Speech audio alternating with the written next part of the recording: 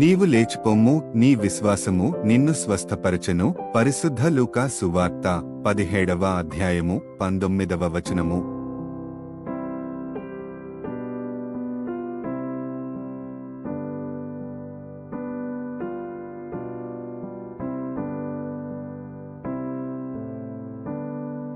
నీవు లేచిపొమ్ము, నీ విశ్వాసము నిన్ను స్వస్థపరచెను. పరిశుద్ధ లూకా సువార్త 17వ అధ్యాయము 19వ వచనము.